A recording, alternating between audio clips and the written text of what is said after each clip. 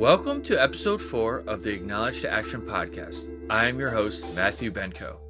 In this episode, we discuss United for Well-Being, collective action for a stronger military, veteran, and beyond community. Listen to how Tony describes his time in the military, had a lasting impact on his life, and how he gained valuable skills in planning and professionalism.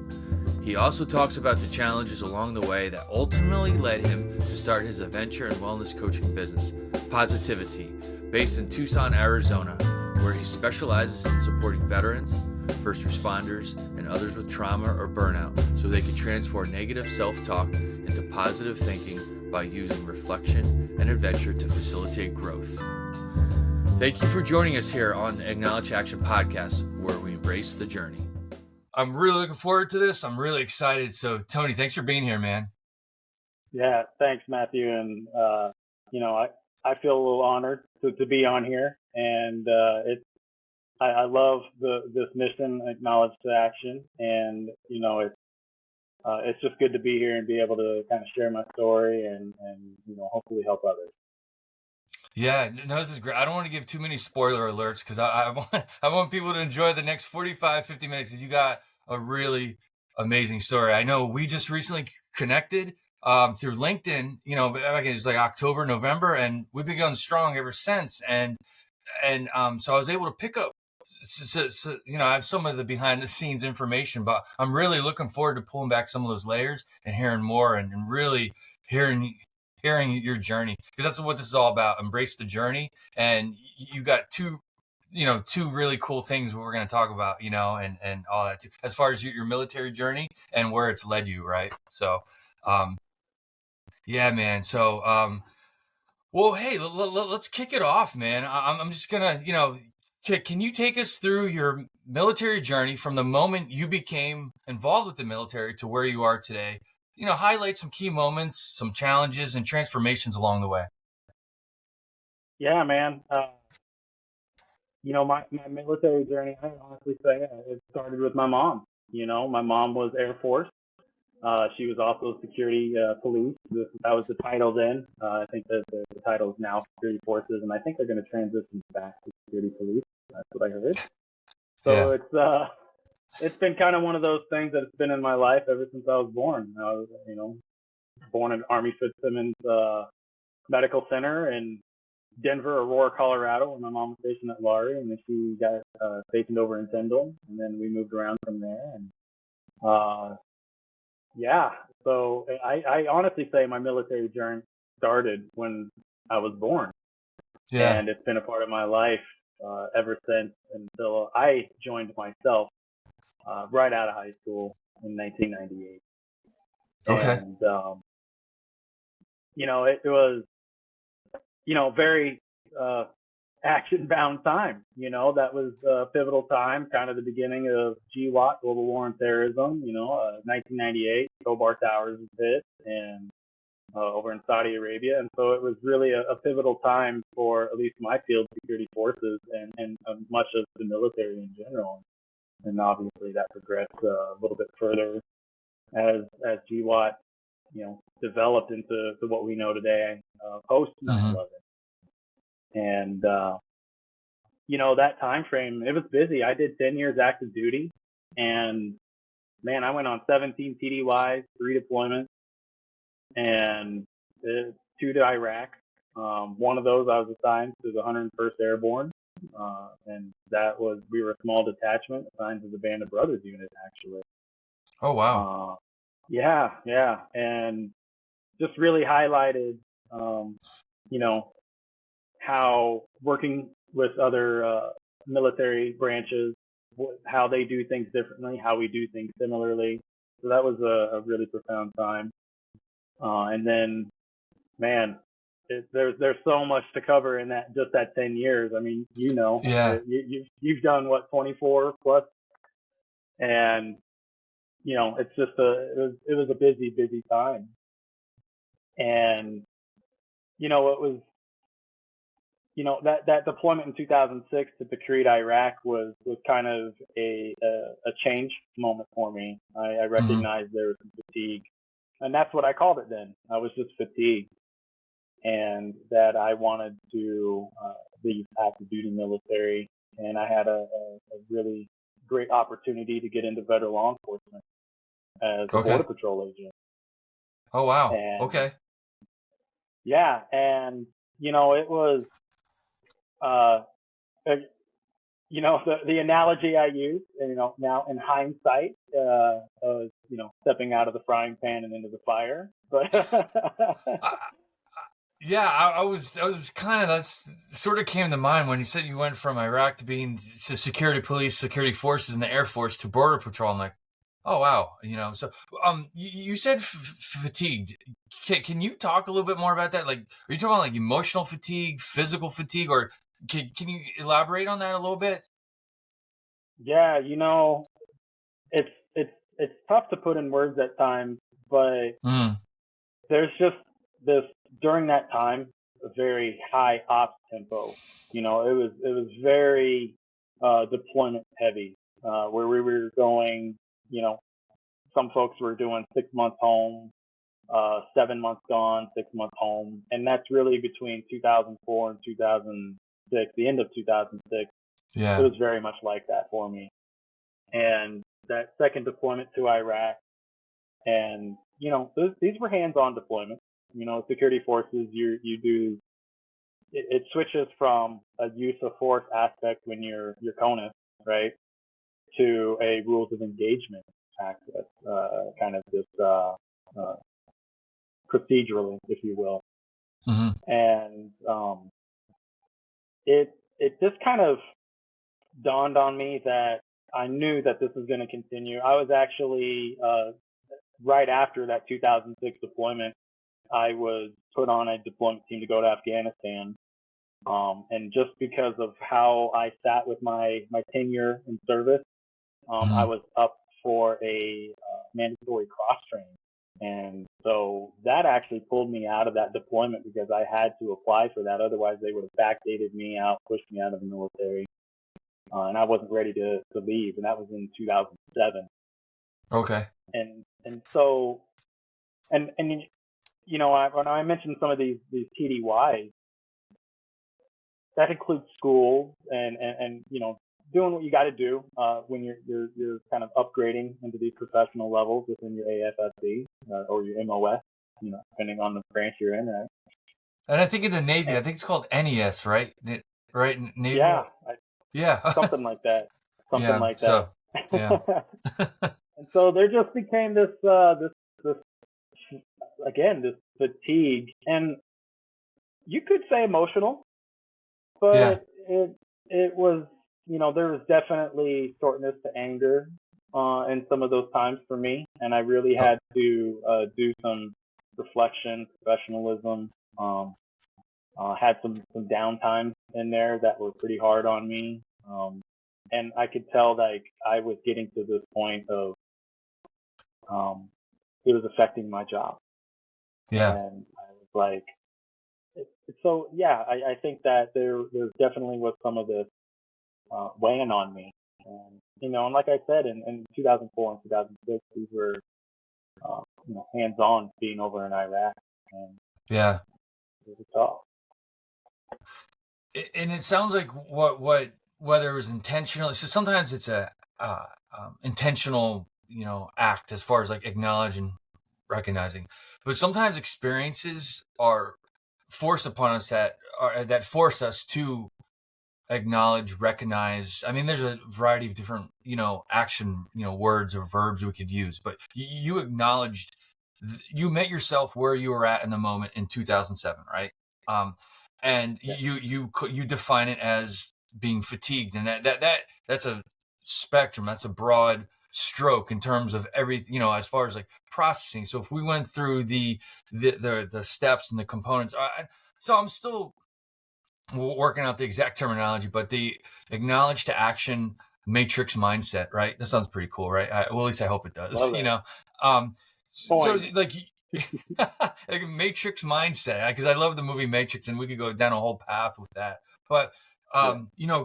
you acknowledged it, and then there's the next phase of that is accept, and that's huge. I'm still in a lot of ways, in my own ways, accepting certain things, and that's okay. That takes time, and then we process, then we plan, and we take action. Right. So I just share that with you because here you whether it's an overt I need to do something or circumstances, our environment, nature nurture sort of thing. The environment prompted you to acknowledge and go through those steps, if you will, right? So can you talk a little bit about that, like where in 2007 circumstances put you in a position to recognize and acknowledge and kind of like process all that? Yeah, and I like the steps that you highlight here to acknowledge the action, and the accepting part of that was I knew. I knew Yeah. that the fatigue was happening. And so, and when we get into that process side of things, from accepting to processing, that's really when that transition was. I was looking for that transition, right? Mm-hmm. And that was out of the military. And I just knew I felt like the burnout was real. And again, we're using words that only later down the road did I realize that I was dealing with PTSD. And especially when we're talking, when you go down the protocol for PTSD being on deployments and they ask all these questions, well, of course I feel that. Yeah, of course I feel that. Yeah. And when you're in Yeah. security forces, that's part of the job. That's just kind of part of the job. That came with being in a law enforcement type air-based defense field. And so, when getting to that part to where I'm accepting it, and then processing all of that, I felt like process has a two kind of tier thing for me where, yes, I'm processing internally, but how do I process externally too? And I was really seeking these different types of positions. I was a training instructor at the time, a youth sports and weapons instructor, and was in charge of our augmentee program on the base. And that was really just, in case, again, high ops tempo, getting folks, making sure that we have enough assets and resources for when our real security force members are deployed, we have enough people to come in and augment, and that was my job to train these folks.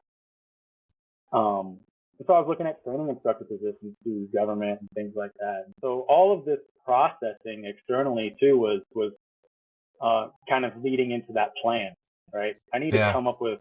I want to use my skill sets that I have. I don't want to be in law enforcement anymore because I was tired of dealing with DUIs and domestics and seeing kind of the nasty side of these things.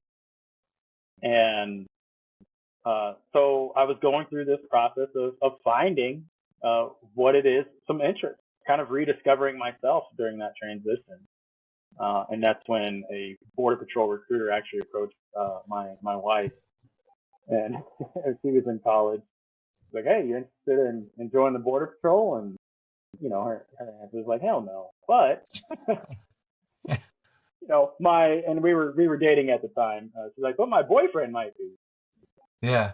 And that actually allowed me to kind of go down this path of getting into the plan, right? Okay. And then begin to take those action steps in that plan to the next field. And I've always had this passion to be in federal law enforcement. When you're growing up, watching G.I. Joe and all these special agents, whatever, cartoons, and it was always a dream to get into federal law enforcement. And I found that this was a really great opportunity, and I knew what questions to ask. I went through a recruiter, so I kind of knew, like, hey, man, what are the opportunities of me really being able to do this cool stuff that you're promoting right here? And it was great. He was straight up honest. He actually was in the Air Force too, and so that actually helped out quite a bit. And it allowed me to almost recharge those batteries. I was like, oh man, I'm going to go into this. I had an opportunity to go in as a GS9. And typically when you're going into those fields, you're starting off, depending on your background, and mine was in law enforcement, and I testified at cases that I had. So that gave me a unique opportunity to go in as a GS9 and really just kind of keep the same pay with a little bit of a pay bump from what I was at the time, which was I was a staff sergeant B5. Okay.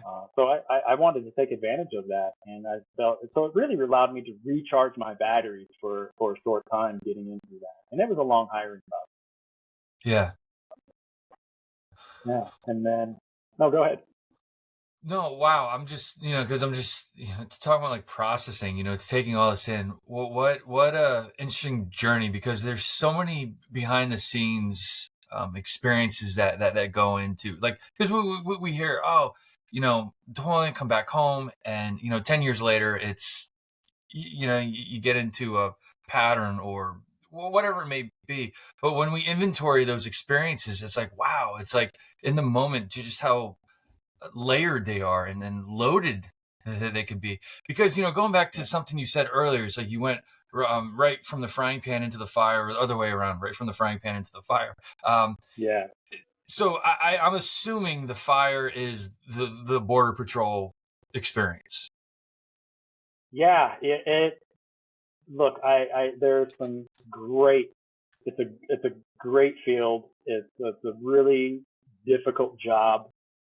There's a serious sacrifice being in that field, and what they're doing is absolutely important to this nation. But I will say, when you're leaving a branch of military that really focuses on the quality of life, and I know that having been assigned to the 101st Airborne. We had a swimming pool over, in Tikrit, Iraq, but it was full of dirt. And then, you go over to Balad, Iraq, or Kirkuk, Iraq, we had a swimming pool and we were actually able to use it. And it was because it was Air Force. So facts.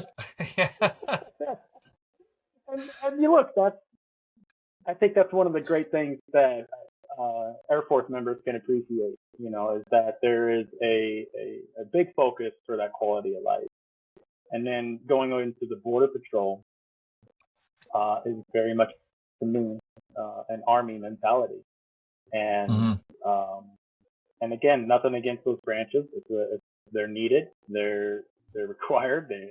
They do amazing work, and I worked with some amazing men and women in the 101st. But it is different.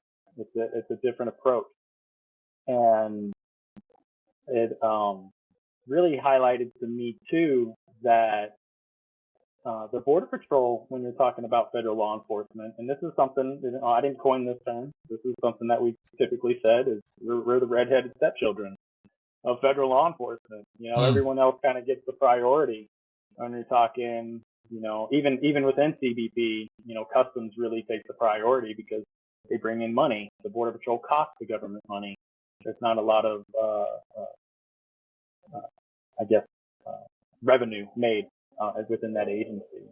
And then you clearly FBI, DEA, ATF, things like that. Those are the golden child, the golden children. So it's a great entry level position to get into if you want to expand on your federal law enforcement career. And so for me, it was, and I have to say there was a lot of transferable skills from security forces to the Border Patrol, because, again, being in the Border Patrol, very hands-on, very out in the wilderness, in the mountains, being on foot, tracking operations, dealing with high-risk situations, drug smugglers, seizing weapons, and, you're seeing pretty difficult situations with children, and it's a very hands-on job. And so it's, I would say that's the best way to define that. Now, and as I'm hearing all this, coming off a deployment, multiple deployments, right? When that acknowledgement phase begins, we get flooded. We can get flooded with thoughts, feelings, and whatnot. And in the moment, we're like, all right, I have to do something. And right now, what makes sense is, like you said, I'm going to pursue that federal law enforcement job via the Border Patrol, right? But you look back in hindsight, it's like, that was a piece. Yeah, that was where you met yourself where you were at. But there was so much more to that as far as like the processing piece. And that my point, what I'm saying is, it's overwhelming in the moment, because we want to keep momentum. We want to keep that process going, right? Um, Yeah. and this is going back to when I used to be a counselor. One of you get a lot of great things when you're being educated to become a counselor and a therapist and all that. But one thing Yeah. that's stuck with me, it was like one of those, like, I have those experiences, like you hear something like, wow, like it's so profound, it just stays with you almost like permanently and forever. Um, it was I don't know if I was in group therapy class or well, one of my graduate level classes, right? It says when emotions are high, our cognitions are low, right?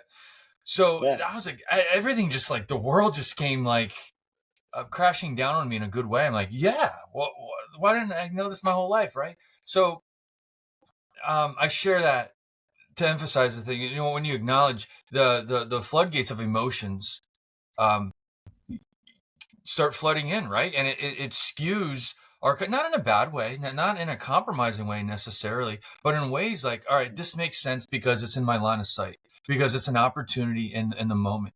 And that's what it sounds like. That's what you did, right, Tony? Is that fair to say, or am I processing that right?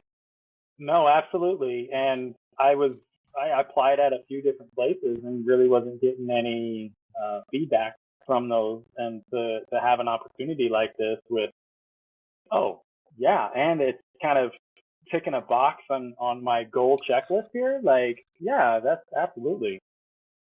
Yeah. No, and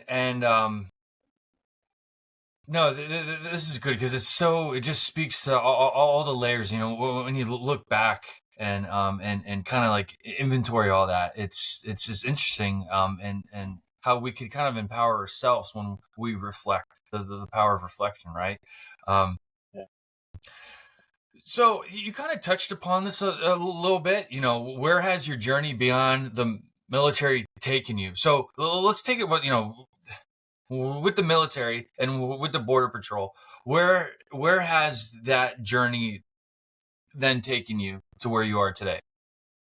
Yeah. So, that I did 9 years in the Border Patrol. Okay, all right. And Wow. yeah, and I held several different positions, from field training officer.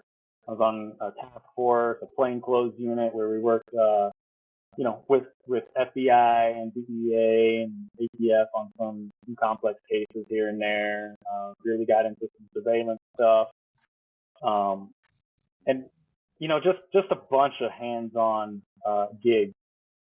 And so just really kind of going back to this military fatigue. And I'm one of Hmm. these guys. I know who I am. I can't sit in the back seat. I'm an action guy. I'm the Hmm. person that you hear a call on the radio, I'm gonna go. And if I know that there's someone out there in the field by themselves that needs some backup, I don't care what time it is. I'm gonna give them that You're gonna support. acknowledge it and take action, right? Yeah. Exactly. Exactly. And it's just ingrained in me, this type of Hmm. work ethic. And there's a lot of people that are like that in the very beginning, and it's very easy to burn out, especially in those Interesting. fields with federal law enforcement, because you are exposed to so many. The Border Patrol, you're exposed to so many different things that it's tough to say out loud, because people wouldn't believe it. People just Yeah. wouldn't believe the stuff that you see. And and some people would, especially if you live down here in the southern border. Um, so that fatigue I carried over, and again, it was recharged the batteries getting into this field, because it was like, oh, I can get into this. I Yeah. did quickly realize that, man, I hope I didn't make a mistake here, because I could Hmm. see there was some things that were happening and occurring that I was like, okay, but you go with when you're new, when you're green, when you're a greenhorn, you just kind of go with the flow, and you don't allow these things to ruffle those feathers, right? Um, so that fatigue eventually caught back up with me. and it ended up being a situation where I was needing to cope now. And the coping was definitely not conducive to being in federal law enforcement. And I'm a health nut. I'm very much into my nutrition and very much into staying physically fit. But at the time, I was really struggling mentally, and I ended up using medicinal marijuana to help me cope. And then I did not want to start getting on pills. And I really quickly realized that, oh my gosh, this is helping me. And it was scary. It was scary that, I'm out here in a job that, look, your whole thing is seizing that stuff. You're trying to prevent drugs and things like that to come into this country, and I'm using this to help with my own mental health situation. And it really did allow me to get outside my head. It really did allow me to, and I'm not condoning this by any means, but I am explaining the fact that we sometimes take on unhealthy manners, unhealthy situations that do help us initially. It initially takes that edge off, but it could come back. It sneaks up. It's right there, lurking in the shadows, right? Yeah. Absolutely. And so when you're living with that guilt, and I was in this position, and I knew that I was like, this isn't sustainable, and I ended up having to leave my job. I ended up having to resign from my position because of this, and it was one of the hardest things that I've ever been through in my life. And I went into deep depression, doubled down. Literally, that's the term I would use. I doubled down on using medicinal marijuana. And it was, again, I do think that it saved my life at the time. But it also was holding me back, because I just lost, this dream job, right? And I had aspirations to move into different fields in federal law enforcement, different branches for sure. And I knew that those were gone, that those dreams were gone. And I had to really, it took me a long time to truly accept the situation that I was going through. And it was, and I mean, all the way up to basically 2021, to where I was going through the VA. So how many years was that? When you say up to 20, what period of, how many years was that you were going through this? Great question. And so I resigned at the end of 2020 or 2016. Okay. So wow. So it was a 5+ year process. Wow. Yep. And that's when I was going through and I ended up getting on this Facebook page that really allowed me to kind of connect with people that were going through some of the same stuff. And I wasn't really engaging, but I was reading these kind of testimonies, these stories, and what these people were going through. And it allowed me to recognize, man, and I was still having these feelings of fatigue. I was still kind of, and I'm like, I've been out of the job for 5 years. Like, I'm not even doing this. I remember it was like 8 months after I resigned. I was a stay-at-home dad, and that was tough. That's the hardest job I've ever done in my life. I'll tell you that. I'm over here vacuuming, and I was getting worked up, like really working myself up in my head about a situation at work. And I was like, dude, what are you doing? Yeah. And they're like, you don't have to deal with that anymore. Even though it's painful that I'm not in that position, you don't have to hold on to that anymore. And that was like my very first reflection of, oh, man, Interesting. that was freeing. That literally lifted weight off of my shoulders. That whole experience, that expression is real. I felt it, Yeah. and I was like, oh my gosh, that's right. Okay, and it almost gave me this courage or acceptance, if Okay. you will, of look, I am in this position. I can't continue to beat myself up in this. And this is again 8, 10 months after I resigned. And And then so that that's allowed, real powerful how you're using the first person language, I, and then you know what you said, I can't keep going on like this, and I need to do something. I'm sorry, I just had to just emphasize it because no, I felt it with how you said that. I, sorry, I just wanted, I just had to, no, man. I just had to emphasize that. It, yeah, it was profound. It was a very Yeah, profound experience. And that was the first time where I recognized, like, dude, all right, I need to start this path of rediscovery.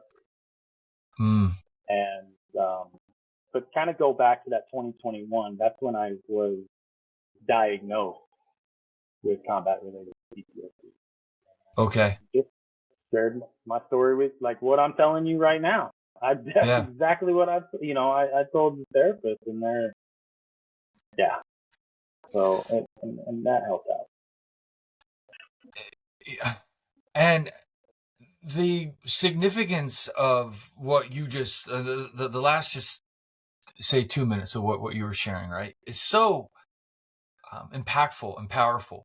Like that, it's amazing what 2 to 3 minutes of just reflecting on something and having an avenue, and having an access point to share with the world. Most of all with herself. You acknowledge it within herself. It's one thing to be inside her head and it's very good. What I'm about to say, I'm not knocking what this process. It's important, but like Yeah, we're at Dear Diary. I'm feeling this way, right? That's a start. That's a yeah, foundation, right? But when we share it with the world, with others, friends, family, other veterans, the significance of that. I mean, um, I, years ago. When I say years ago, a long time ago, that's what we did. We got around the campfire, we talked, and we processed, and yeah, it just was the power of that. There's almost like um there's just something about it, and we have to work. We got to do things a little bit different because hopefully this is a segue into what you do now, which is super amazing. I'm just so amazed about what you're doing now. But like we in our current society, we're a little bit more removed from nature than we should or need to be, right? So we gotta be a little more focused on how we reconnect. And you said it's a couple of times. Recharge my batteries, right? Recharge my batteries, and that could mean a lot of different things, like reset, right? And but just having the access point and having the means to share and process is so important. Like that may sound like a technical thing, but it goes way beyond that. And having the means to do that, because as we talked before we started recording and all that, a focus point of today's episode is a united for well-being, right? A collective action for a stronger military community and beyond. And what we've been talking about since we started the podcast is just that. Like, what collective act, what can we do to do that? So once we identify it, acknowledge, and all that stuff, and that's once that first domino falls, in my opinion, I don't think you can't stop it. Once you start, once you recognize something, you acknowledge something, it's like you have to do something about it, or it's gonna manage. You have to manage the process, or the process will manage you. So I just um, wanted to share that. So what can you talk about as far as like a well-being and a collective action for a strong community? Well, I know we're both Air Forces. Is the first season of this podcast is focusing on service members, right? But it definitely goes beyond. This goes beyond just this is for everybody. Like a stronger community is so important, and having those access points. So how can individuals take action to support the collective well-being of the military community and beyond? it really does start by connecting, right? Hmm. Like staying connected with those communities and, and really understanding that, I've definitely met folks that were prior military, prior security forces, and it was just a stepping stone for them. And that's fine. But when you look at 99% of the folks that are getting into the military and what they take from it, it's some of the most profound moments of their lives. Yes. And they take it with them. And I think one of the best ways that we can support wellness outside of that, and especially for transitioning veterans that are no longer in a military type, field Hmm. anymore, it's finding those brothers and sisters, those like-minded people that share those same passions, that miss that camaraderie, that have gone through and understand what you've gone through, right? Hmm. And I think that's the first step on when you're looking for this wellness side of things. But I also think it does start with identifying your purpose, your why, your passion, Yeah. and really allowing you to look. We all have to kind of go through this grind, and some folks really can make a really smooth transition because they already kind of had this purpose and why, and are able to make that a fluid transition over to their next field. But there's a lot of us that don't. And for me, it was adventure. It was the outdoors. Mm. It was nature. And I didn't know that until and again, security forces is a very outdoors job, right? Hmm. So the Border Patrol was even more so. And I've always been, all the way back from when I was a kid, nature, exploration, adventure, all those things were just a part of my life. When I was bored, there were video games. I went out into the Milo field and tried to find these new places and climb trees and played in the river, jumped out of trees in the river, like all these crazy things that kids should be doing now. Dang it! But Go swimming in a safe quarry, you know. right, I yeah, think, um, go ride that but bike, you know. yeah, no, I was the kid that was pulling my brother around in a wagon on my mountain bike, and my sister's falling around on her bike. Everyone knew us. I grew up in, I graduated high school in small town Nebraska, and everyone knew who we were. Go to my Yeah. mom, hey Rose, we saw your kids today. Tony was pulling this kid, my brother. And so this hard work, this effort, this ability to go and explore and be out in nature was always a part of my life. And that really keyed in for me when I resigned. That Mm. really man, what is my interest? What is my passion? I have all these skill sets. What can I use with this?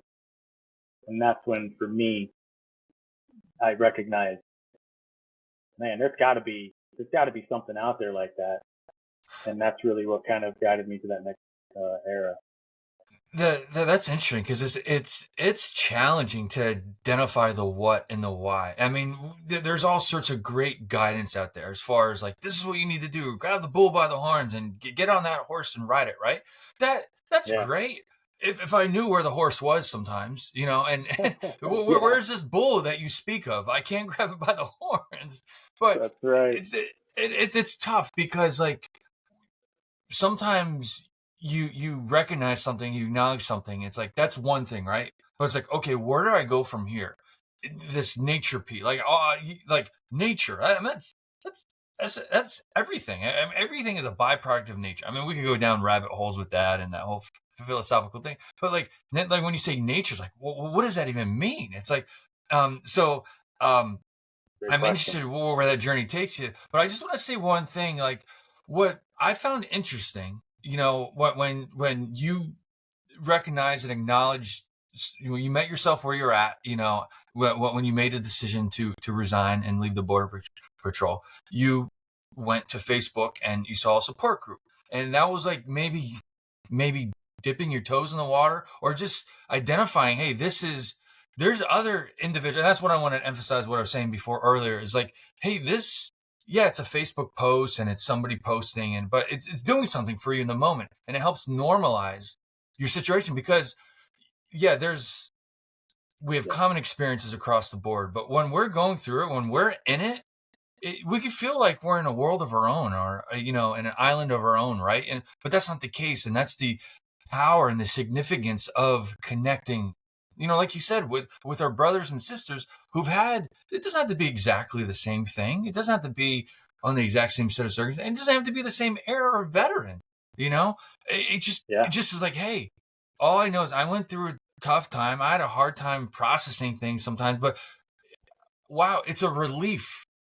And I say that word tactfully, really. I almost said nice. It's not, but it's a relief that I'm not in my own head with this, and it's an outlet to me. Where, and that's just like from my own experiences, having talked to a number of veterans over the years, that is a very, very strong correlation. And the important, and there's so many different ways to tap into that and achieve that, and to feel connected and have that social connection. So, again, that's all things kind of like life and even short-term conversations. You in the moment, a response you may have a response that was like, wait, you just said that 10 minutes ago. You reflect on things, right? Yeah. So it's just a small, another profound statement that, I got from grad school is the microcosm reflects the macrocosm.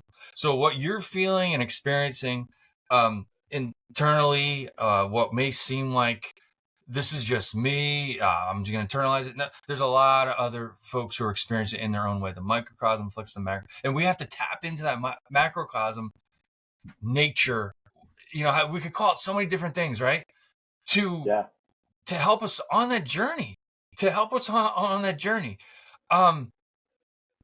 So, I mean, with that said, I'm really excited to hear what we talked a little bit about, but like, so in 2021, right, you left, and it was, or I'm sorry, you left the board, and it was a 5-year process where you were going through that processing stage, right? Since that time and all that, we've talked. Please tell us. I don't have the best way to introduce this because we're just going right into it, right? Do it. 2021 to now, right? So it's 3.5 years, right? You recently started your own wellness coaching business, right? I know what it's called. It's POSITIVI-T Adventure, right? So tell us about POSITIVI-T Adventure and wellness coaching, your business, because it's, I know a little bit about it, but I'm really excited to hear more, and for all of our listeners to hear about it. Yeah, it's all right. So the business is more of what I would say adventure wellness coaching. Okay. And it really dives into, just some of the concepts I learned over the course of finishing up my bachelor's degree, which I was going to finish in exercise sciences. And I ended up discovering, and this is kind of in that zone between 2018 to now. And I ended up becoming an adventure guide.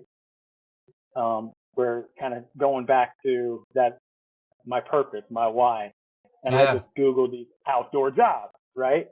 And this thing popped up, and I was like, oh man, no problem, do that. Got hired on, went and started doing that, and I started taking people out on these hikes, bike rides, mountain bike rides, road bikes, and we're doing hikes upwards of 20 miles sometimes.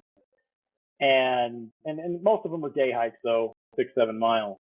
And in the process of that, and we do some climbing too, ropes course stuff, top roping, things like that up in the mountains.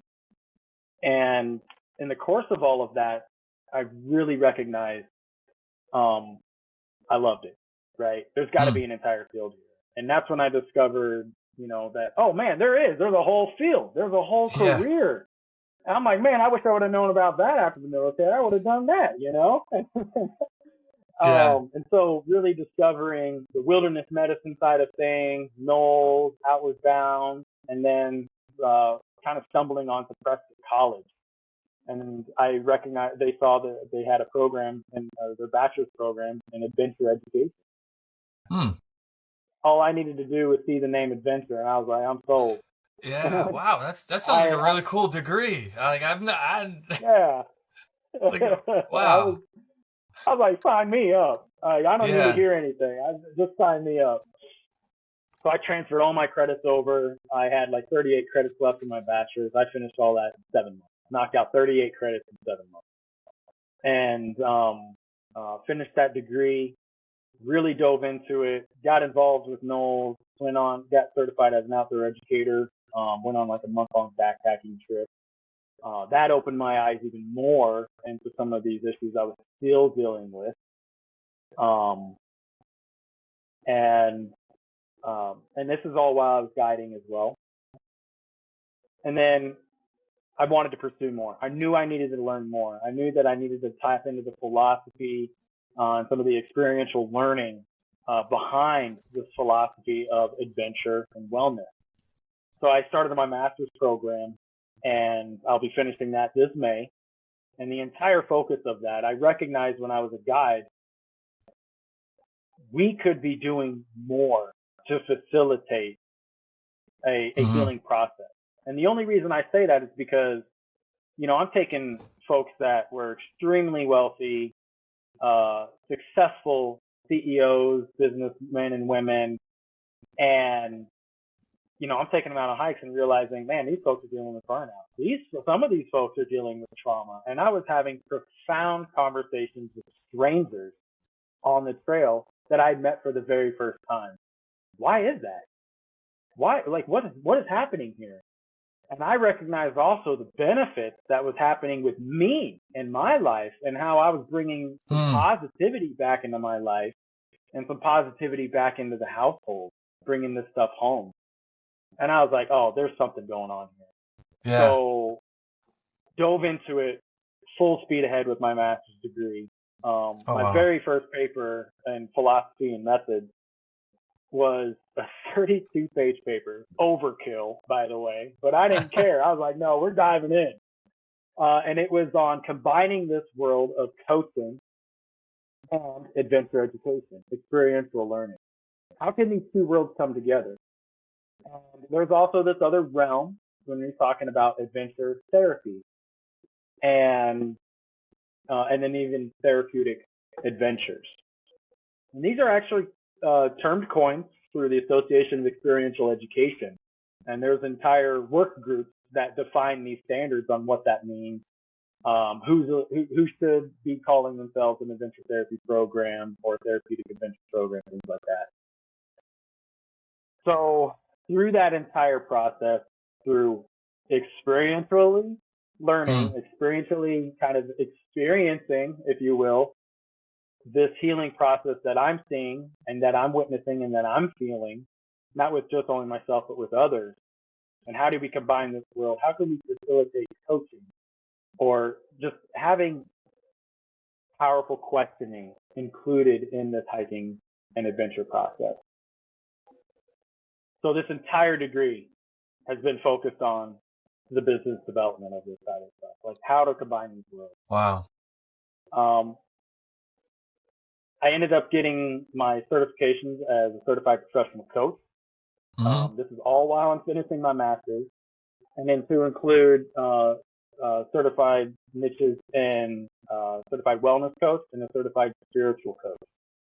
Wow. So really diving into the mindfulness stuff, the purpose, the connection, our environment, the people that are around us, getting into the nutrition, the fitness, the mental wellness side of things. And I combined these worlds into this business. And it is a positivity, adventure, and wellness coaching. I mean, and the positivity, and it's a play on words. It's positive dash T, right? Yeah. So Tony T. And so see, Trust me, I love play on words. That's I think it could be our next podcast. Play on words. No, play so on words, man. Let's do it. positivity.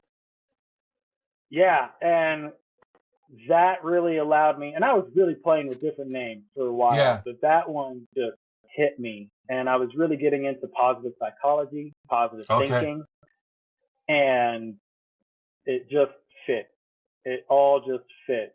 And so That's now, great. Are we getting yeah, man. exclusive behind the scenes? Motivation. What led to the creation of the name and the marketing? Yeah, man. I mean, Nice. the message is that, Yeah. like when we expose ourselves to nature, and that's it in itself. There's data out there when you call it, Yeah. forest bathing, or Japanese call it Shinrin Yoku. Um, there's data that supports just being in nature. I mean, you get on the exercise sciences of things. There's data to support what exercise does for not just the body, but our minds as well. And when you incorporate both those worlds into one location, the benefits are coupled on top of themselves. You're not only getting the nature and the immersion of, this stuff right here, Yeah. and having access to these more than human elements is what is really coined in the outdoor education world, and that kind of access to our local ecology. But you're getting effort in there. You're working hard. You're climbing the mountain. You're conquering these small little tiny objectives to get to the goal, to the top of this peak. And it takes a lot of hard work. And when you are more focused on your steps, you're more focused on the hazards in front of you, you're looking past and through those hazards to trying to avoid them, right? Yeah. Our mind is able to decompress naturally because we're not in our head anymore. We're not Hmm. focused on the things that are really bothering us in our lives. We're more focused on right now, living in the present moment, that mindfulness aspect of these things. That's what this entire business is focused on. And because I have a passion of working with first responders, I'm still a first responder. I'm a volunteer with our local search and rescue team. And incorporating that with our veteran communities who know what hard work is like, who know the sacrifice that needs to be made. All these different things that kind of come into both those worlds. This gives them a great opportunity to move forward and not focus on the traumas that in many instances are undoubtedly occurring. Wow. Yeah. So, I know we're kind of like joking a little bit, but like a play on words, but I've referenced this in a previous episode, but what comes to mind when you hear MEPS? What's the first thing that comes to mind? The duck squat. Exactly. So for our non-military folks listening, it's the military end string processing station. You don't really reflect that. It's not like an enjoyable thing. It's like it's a process to get into the military now. But my new MEPS is mental, emotional, physical, and spiritual. Maintaining that, and that sounds like nature. And you're absolutely right. Like nature, my experience is doing it. I mean, I'm a little biased towards nature, and I think that's obviously why we connect, or it helped why we connect, on LinkedIn and all that stuff. But man, it is such a healer of sorts, or I don't even know what the right word is to to give it Yeah. justice, right? And so yeah, um, yeah, I mean, we could go on and on about that. That sounds amazing. So for if you're listening to this podcast just through, the a podcast streaming service, I'm going to put your website on the YouTube channel so that they could see it. So, Okay. and Cool, man. so they could learn more about it. So you offer those services in Arizona? I take it that's because that's where you're at, right? Um, Yeah, definitely something that is better in person.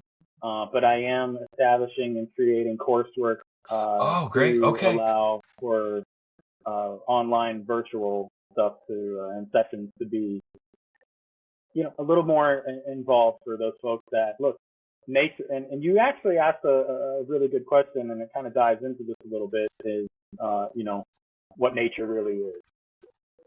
And we each have a different definition. The person that lives in inner city Chicago is going to have a different definition than someone that lives in Mm-mm. Podunk, Nebraska, or even down here in southern Arizona. I have access to nature literally right outside my door. But what is nature? Mm.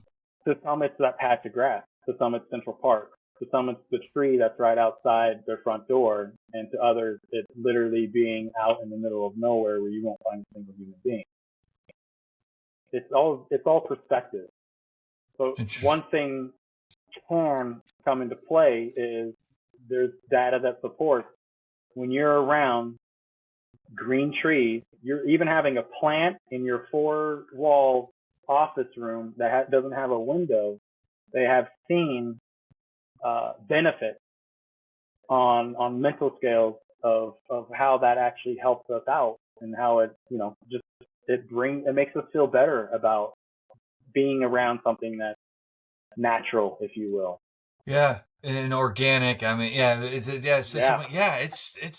I got it, and it's probably so covert and subtle. It's hard to maybe like I have shamrocks in my kitchen. I just when I'm in the kitchen and I'm around, I'm like it's just nice to see. There's I can't explain it. It's not like my my life is drastically better because of these shamrocks in my kitchen, but it factors into like in that moment. It's like it's just nice having life around you. And I yeah, think and you bring up a great point as far as like nature is a perspective. Is a perspective, and it means different things to different people, right? Um, but through my own experiences and hearing what you're saying today is putting yourself in a nature environment that kind of helps you get yourself out of your own mind so you can focus on that particular environment so you could like decompress you could stabilize those emotions with your cognitions, right? That's what I'm absolutely. with it's no, that's great. That's and you said positive psychology. I mean, again, we could go on. I mean, we could go for another couple hours talking about just what positive psychology is and mindset and all that stuff. But this is really great. I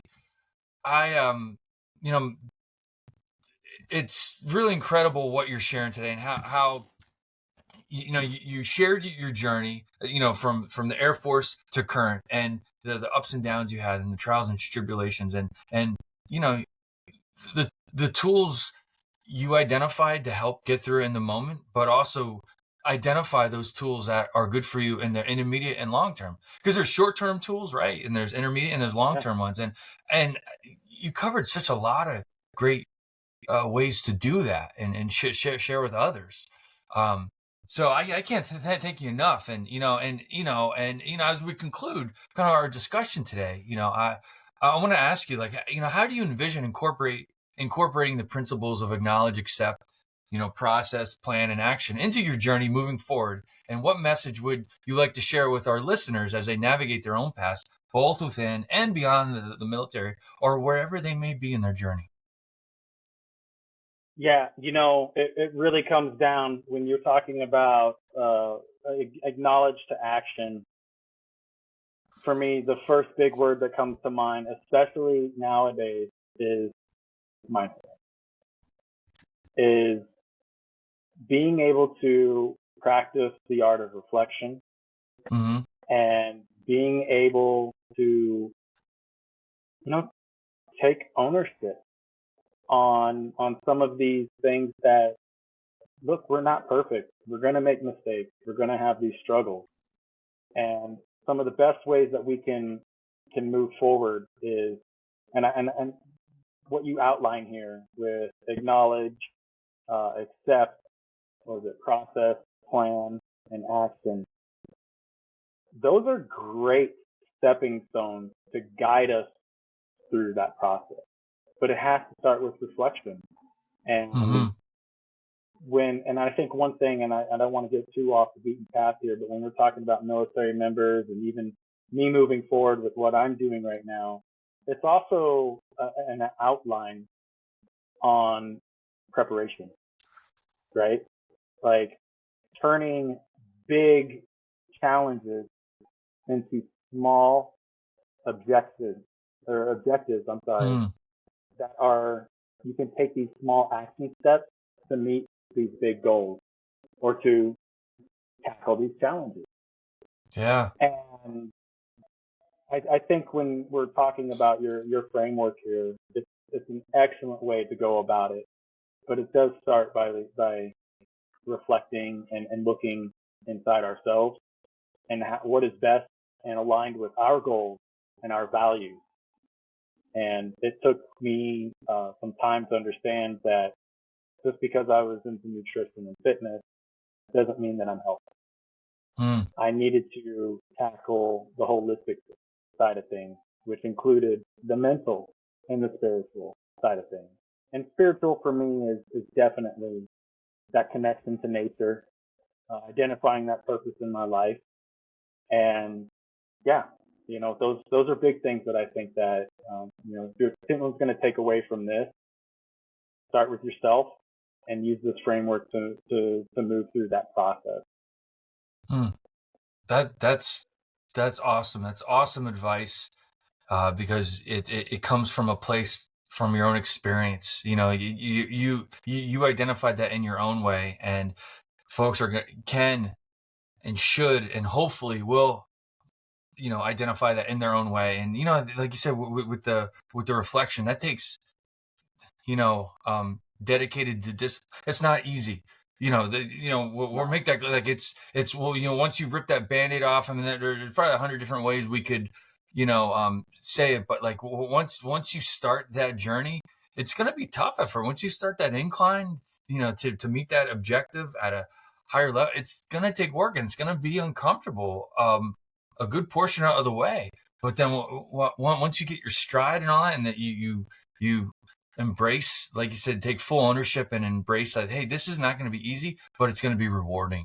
I believe that could lead to so many different things and all that too. So, Tony, thanks again, man. I can't thank you enough. This is a really great conversation. Thank you. It's been a pleasure getting to hear a little bit more behind us, to get to know you a little bit better. I look forward to continue building our relationship, how it started, and also sharing your journey and your story to all who are listening, right? So, like kind of in closing, as our, it's having a little fun here.